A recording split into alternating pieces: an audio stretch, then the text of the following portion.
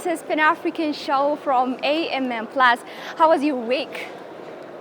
Yes, I hope your week was good. And today we're gonna give due attention for the contribution of women in order to bring sustainable development and peace. The contribution can be mentioned in various ways: social, economic, political. In relation to this, we will have a guest and we will stay with them and gain their ideas, experiences regarding in their country's perspective. I hope you will enjoy with our program Pan-African Show. I am your host, Bethlehem Tashala. To stay with us. Well, viewers, this is Pan-African Show. We're having various Africans in this summit of the 38th African Union Heads of States and Government. And beyond the summit, we're asking them about their culture. And I have a guest from Liberia. So just stay with us.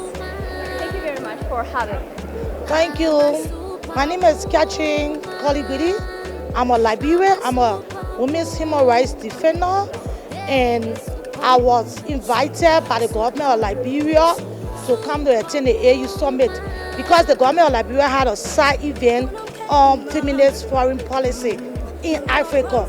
So Liberia, as a government, decided to initiate this to see how best there can be a policy for feminists within Africa that will empower women and structure women in a way that they can benefit from a lot of opportunities. Yeah.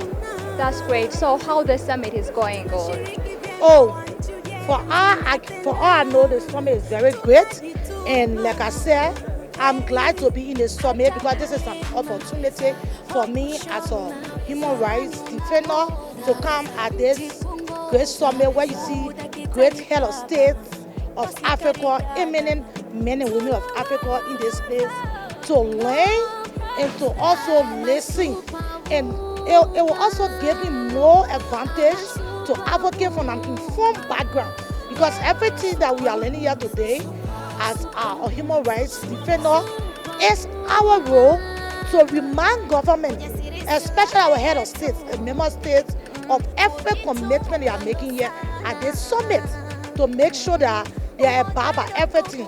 I learned that today is the adoption of everything that will be discussed. So after that, we as civil society is to go work alongside with government, make sure they implement everything they have said here in the summit in the interest of the continent.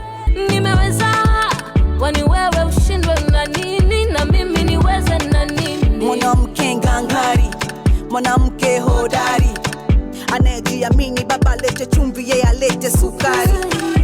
This is my first time in Ethiopia. As you can see, I'm wearing a nice Ethiopian outfit. I went to Sharmeta Market and where we purchased this nice outfit. I feel so good in it because we are African, we are one. So wherever you are, you always make sure to identify with your fellow African because we have similar culture as Africans. All around the continent we have similar culture. There are something similar to your culture that we also have in our country. As an organization, my organization name is Women for Positive Actions, WOPA for short. So we promote women's rights, we promote women political participation. Last election, we treat few women that are in politics who are running, and we build our leadership skills. And we also work with women that are in farming. Our organization, we work with women that are in farming. We build a livelihood of women and girls. Because not only women, we deal with young guys, young women too as well. We build their capacity, we do training, we do large scale training for them. And we also give out some loan. Because we believe that even if you train them, there must be some form of economic empowerment. So we were able to secure funds from the UN Women through the Women Peace Humanitarian, WPHF. And they were the one that worked along with our organization. They funded us. And then we were able to train women in few counties. And what we did, after we trained them, we empowered them, like I said, with small loan.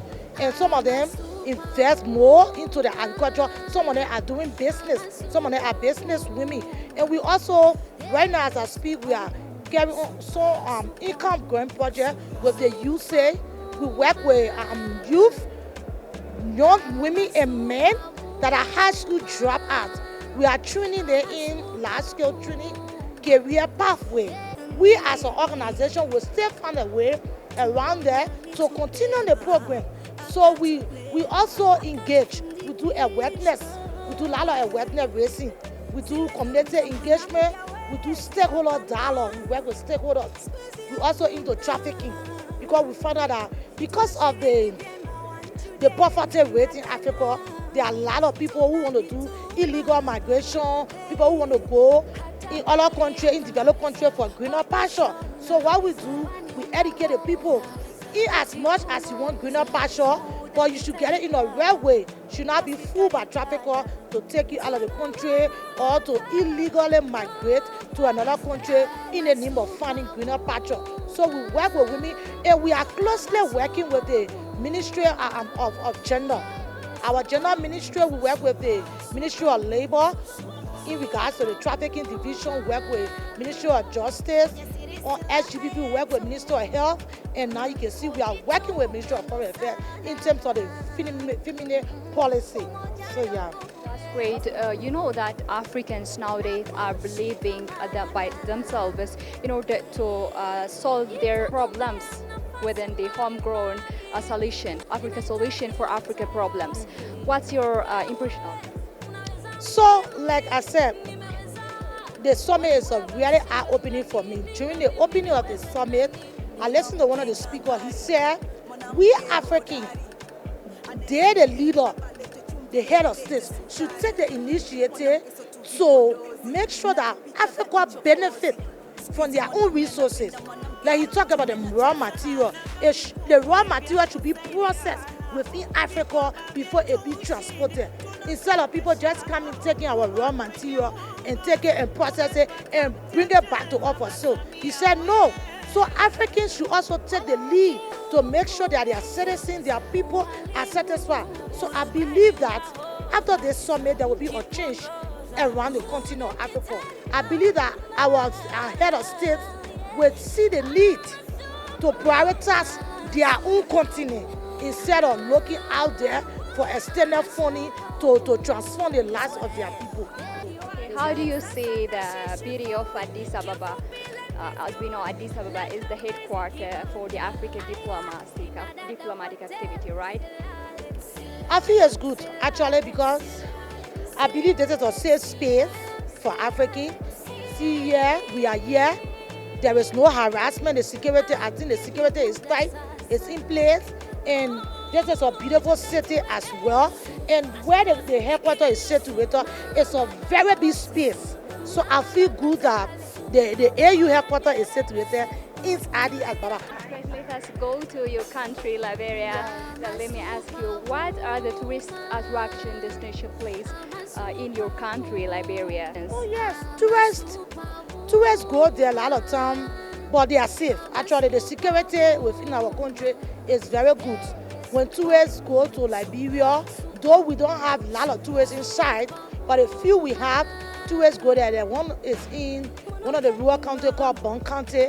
It's the Patawi waterfall. I would like you to go there one day. I will. Place, yeah. So tourists nowadays, tourists are often visit that particular area, and they feel good, they feel safe, they explore the culture of Liberia, they learn something new. So the issue of tourism in our country is very good. And we are looking up. The government of Liberia, under the leadership of His Excellency, Ambassador Joseph Nyuma is looking up to strengthen the tourist system in Liberia, that we can have more tourist sites and more tourists from around the world will come and visit our country. Yeah. Thank you. You know, Sir Leif Johnson, Her Excellency Sir Leif Johnson is known in the world, not only in Liberia, right? Yes. So could you tell me something about unique things since you're from Liberia? Okay, do you also know that she's here?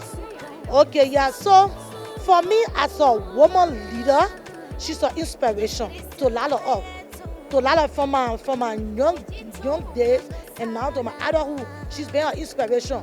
I mean, to be the first female president of Africa is so I don't know how to express it, but it's a blessing for our continent, not just Liberia alone. And she's been a role model to a lot of young people and to a lot of women.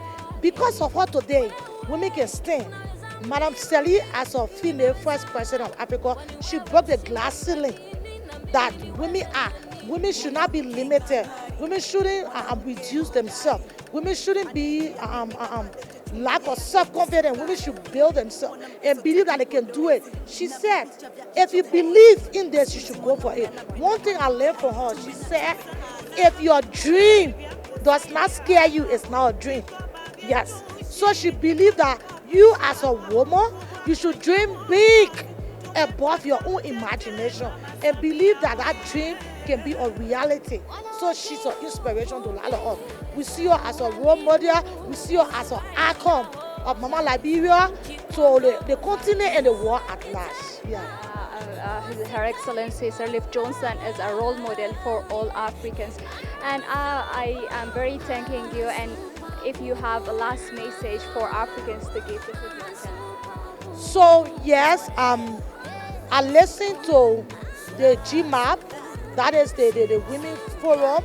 It took place before the African Summit. It took place on the 10th of February.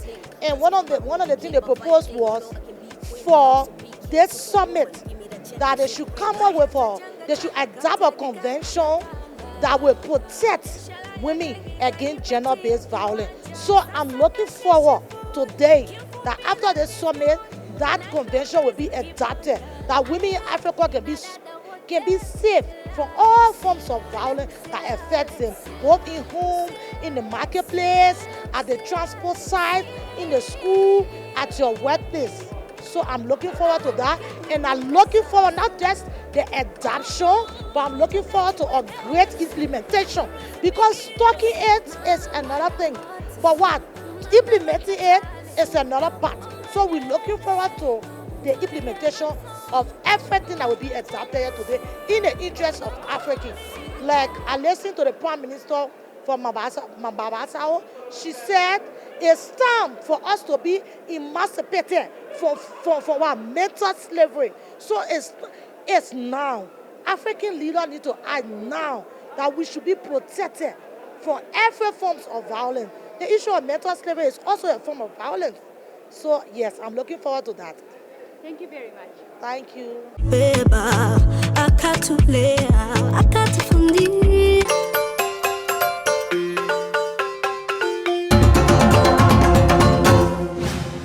Welcome back, viewers. How was the previous program? Yes, I hope you're enjoying this Pan-African show, and today we're focusing on our women.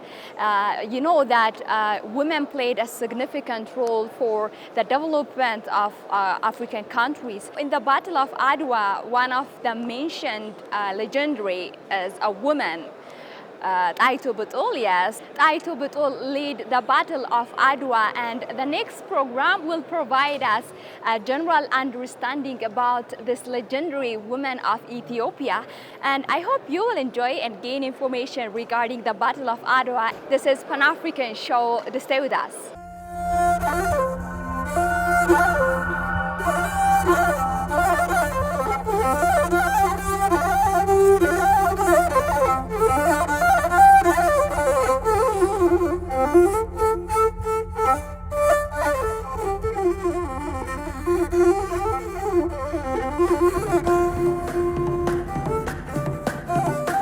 Taito Butul was a remarkable Ethiopian empress and a key figure in the Battle of Adwa, a historic event that took place on March 1st, 1896, when Ethiopian forces defeated the invading Italian army, securing Ethiopia's sovereignty and marking a significant movement in African resistance against colonialism. However, her contributions to Ethiopia's history extend beyond the battlefield. She was also a visionary founder of Ethiopia's capital, Addis Ababa.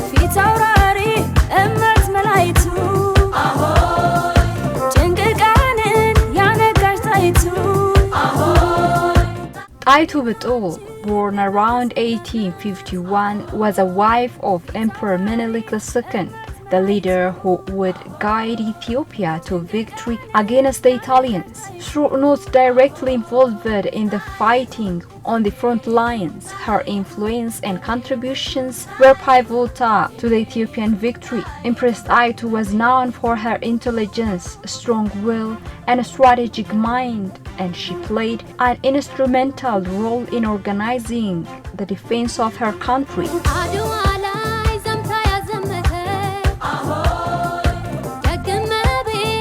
When the Italians, under the pretext of a treaty, sought to colonize Ethiopia, Taitu, along with her husband and other Ethiopian leaders, resisted the foreign aggression, while Menelik II gathered military support and strategized the battle tactics. Taitu took charge of the logistics and organization, ensuring that Ethiopian troops were well supplied and ready for battle. She also helped to unite various regional leaders and their forces, contributing to the national unity that was vital for the victory.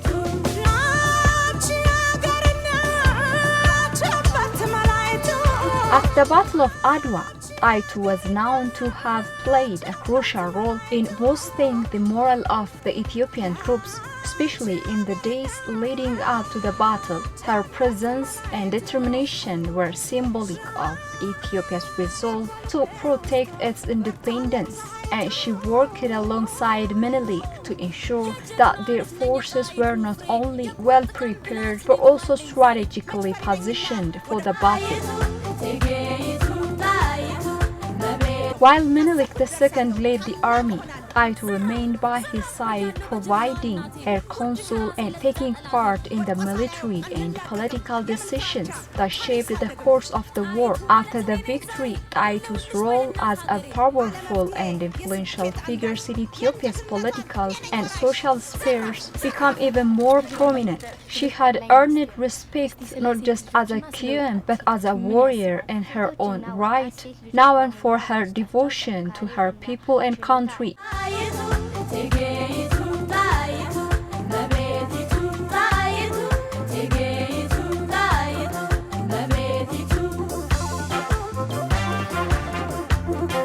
The Battle of Adwa remains a symbol of African resistance against colonialism, and Empress Taitu Batul's involvement in this victory is a reminder of her strength, intellect, and leadership. Her legacy, so often overshadowed by the more widely recognized figures of the time, continues to inspire generations of Ethiopians and people across the African continent who fight for independence and justice. ማክበሯት እሷም ማክበራው በንግስቱ ብልሃት ሀገር የመራው የእድገት መሰረቱ የማለዳ ጮራ ሚኒሊክ ወንድ ነው በሴት የሚጠራ እምዬ ሚኒሊክ ጊዜን ቀድሞ ነቅቶ ለእቴጌ ጣይቱ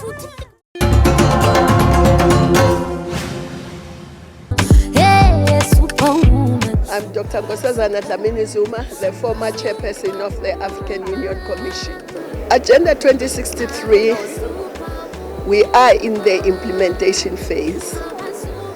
There are things that are happening, maybe not fast enough, but I think what is important is to highlight what would make Agenda 2063 succeed. One, we must invest in our most precious resource. And our most precious resource is the people. And the young people are the majority of that precious resource. So we must invest in them. We must invest in their education. We must invest in their skills and in their health so that they can create, they can innovate, so that they can stay on the continent and not die trying to cross to Europe out of desperation and not out of choice. So that's the first thing. We must invest on our people. The second thing is we've got the Africa Continental Free Trade. But for it to succeed, there are certain things that have to happen. One, we must be able to manufacture what we trade. amongst ourselves. We must be able to feed ourselves as a continent.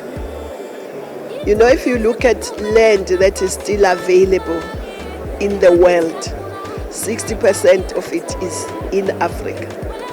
So there is no reason why we should be importing and spending billions of dollars importing food when we should be growing what we consume.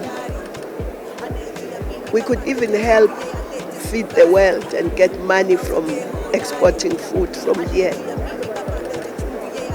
Of course, Ethiopia is doing well with turf, with coffee and so on, but we still need to do more. The second thing is we must manufacture. To manufacture, we need energy, because energy is the lifeblood of industry. Again, I must say Ethiopia is doing well with the Renaissance Dam, hydroelectric energy is supplying Ethiopia, but also it's a green energy. So you're doing well, we must all look to see.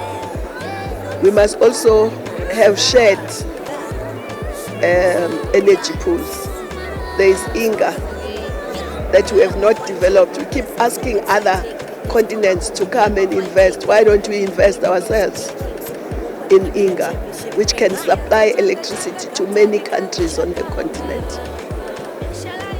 We must also have infrastructure, because even if we manufacture, how are those goods going to move around on the continent if we are not connected through infrastructure? Transport, road, rail, air and sea. You are doing well in the air transport as Ethiopia are doing well. We're proud of that. But the other infrastructure is not well developed, so we must develop that. I must be able one day to move from South Africa to Addis through a high-speed rail. Why not? Yes. We can be a powerful continent on our own, using our own resources, our mineral resources. We should beneficiate them, not send them raw. When you send them raw, you're sending jobs, you're sending revenue. So we are the biggest donors. So those are the things that Agenda 2063 is talking about. But it says also women and young people must be the drivers of this agenda. If women and young people are not driving this agenda, it will go nowhere. Women must be in every area of human endeavor. They must be part and parcel of the economy. They must be leaders of companies. They must be in agriculture. They must be in technology. They must be in academia.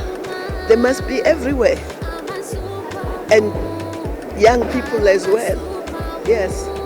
If we don't involve women, we will never develop to our full potential. We will hobble along, but we will not be able to march along. We need women. Not only because they are the majority, they also produce the other half. They nurture young people, they train them. By the time you go to school, your first teacher is your mother. It's your mother. So women have a critical role. And also research has shown that companies that have more women in their management are more competitive. Yes. And it has shown that women spend more of their income on families than on themselves. I first came here in 1976, so I can tell you Addis Ababa in 1976 was nothing like this. But even Addis Ababa 10 years ago was nothing like this. The development is very fast. it's becoming one of our beautiful cities. Of course, it's our capital, it's ours. Don't think it's yours, it's ours. We are doing it for us, and we are very proud. We are very happy. Yes, it's developing very well, and we are very happy. It's our capital.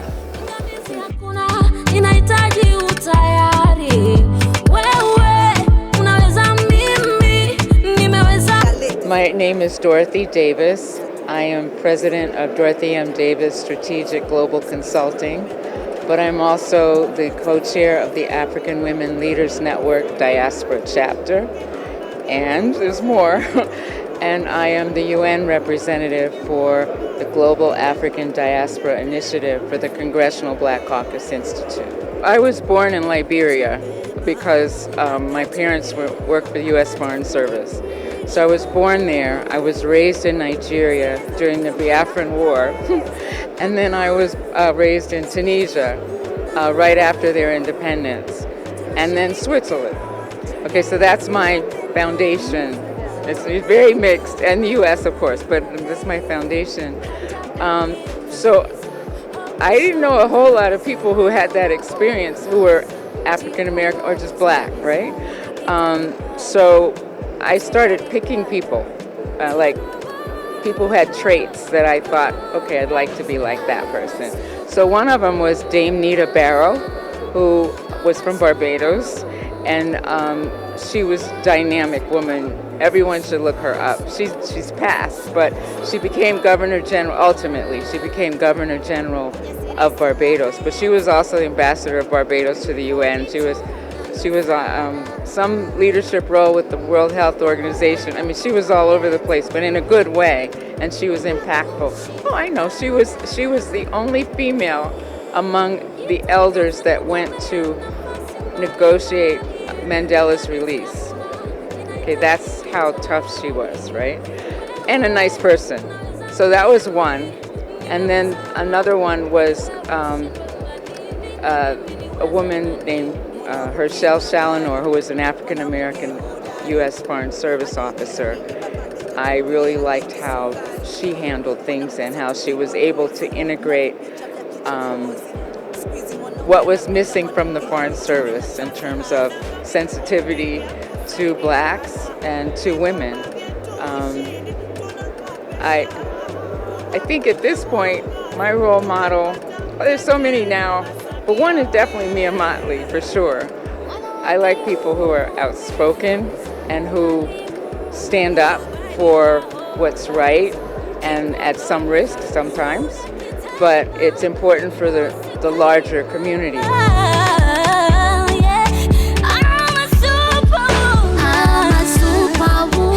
There's a lot more because I'm involved in all these women's issues and all over the place, and I see dynamic women everywhere. Ellen Johnson Sirleaf is another one.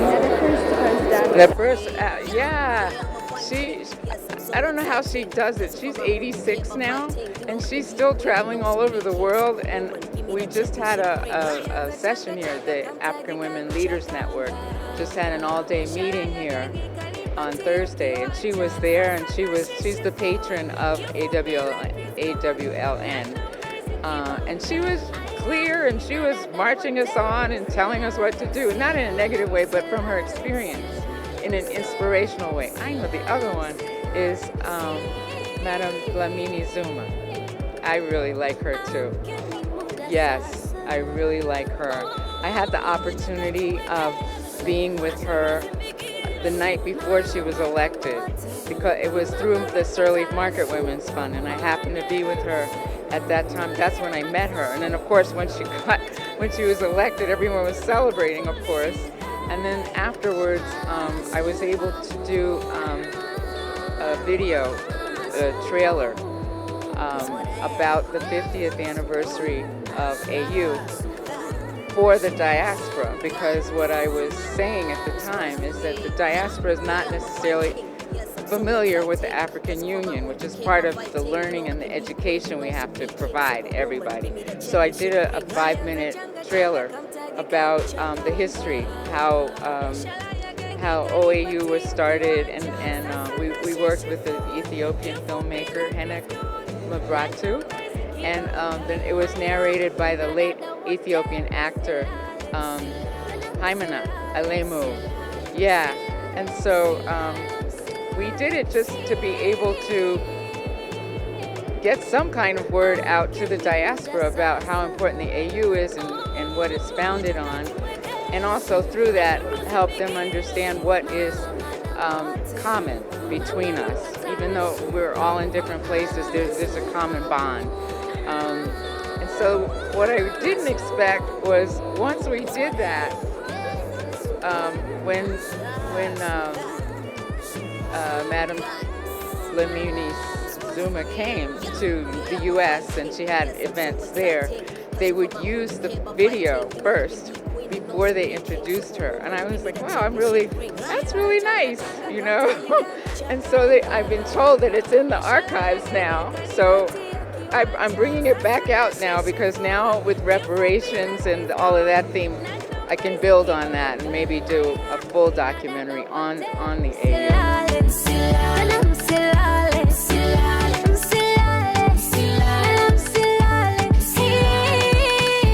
My message is to be bold. We always, as women and girls, have these restrictions around us that are supposed to essentially limit us. But we are brilliant, and we just need to decide what we want to do individually, what your talent is, what your goals are, what your ambition is, and then just find the allies that can help you get to that point. We stress mentorship with the African Women Leaders Network. I suggest that also we have 38 chapters in Africa. And so if you are in the country of one of our chapters, I suggest you sign up with them.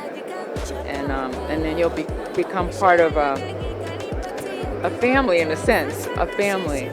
We do have a youth component. They're making sure that the voices of youth are included in whatever we do, which is obviously important. And we have an intergenerational retreat every year where the older ones share their experiences with the younger ones, and the younger ones can ask questions or give feedback, like maybe that doesn't work anymore, you know, that kind of thing. So it's a nice give and take, and in doing that, you identify who really could be an ally for whatever it is that you're interested in doing. So yes, be bold. Be bold and equip yourself with the knowledge you need. If you need to, well, you should go to school and get whatever courses you need, whatever degrees you need. If you don't want to go that way, you know, maybe you want to be an apprentice in someone's office who's doing maybe architecture or something that you're interested in doing. But be bold.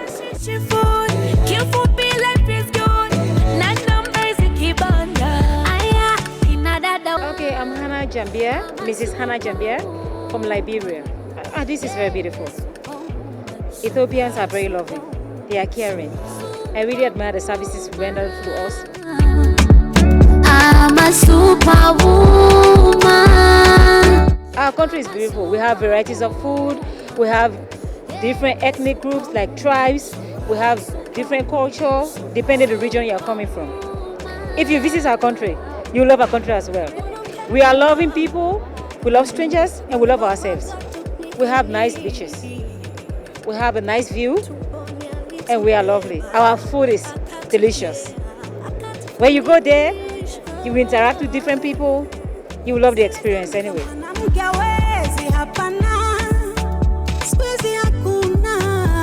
I am proud to be a woman, and I am proud to be an African woman. I am happy with the step that we the women are taking now. At first, our role was just being mothers, taking care of children. But we are now included in decision making. Our parents are fighting very hard for us to be educated so that we'll be at the front line. We are also included in decision making now in various countries, in various regions. And that's why I can beat my chest to say I'm happy to be a woman and I'm happy to be an African woman. We have to be responsible to solve our problems.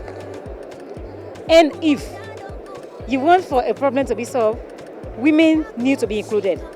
We are managers. We are very, very good at managerial positions, especially a start at the home. If we are given chance, we can exploit. We are capable of doing what men are doing as well.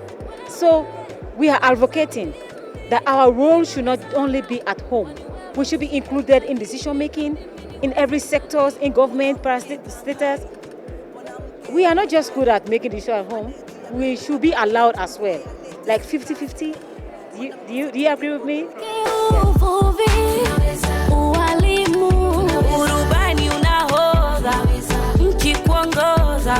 We should not be afraid, but we should not be disrespected as well. We should take a bold step. Our home, our office is not the kitchen. Our office is not only to be taking care of children.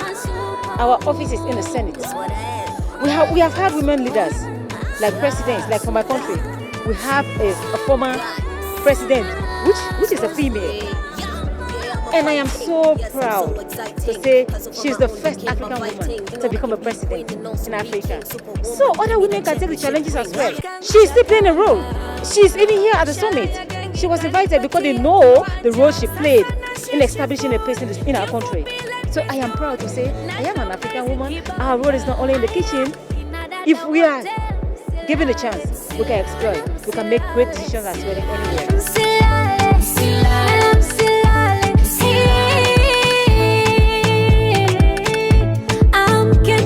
70% of the people who are responsible for food production on the African continent, the farmers, the workers, actually the laborers who work in the fields, are women.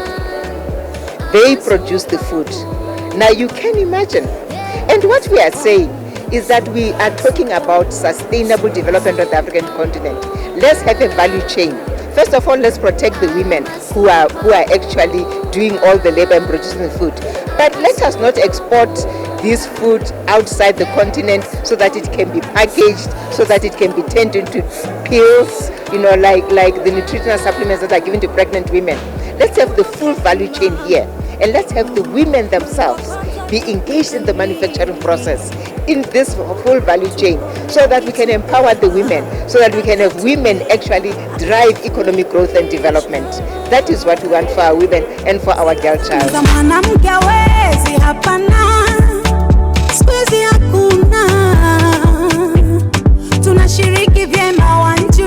I'm a superwoman. I'm a superwoman.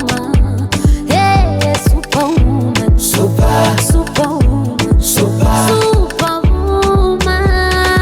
Well, viewers, as we're marking International Women's Day or March 8, we have raised various issues regarding empowering women in order to bring sustainable peace and development for our continent and also for the world. And we have also watched various ideas, opinions of celebrities in our continent. Next time we will meet with other ideas that empower or celebrate the idea of Pan-Africanism. I am Bethlehem Tashara. Until next time, bye-bye.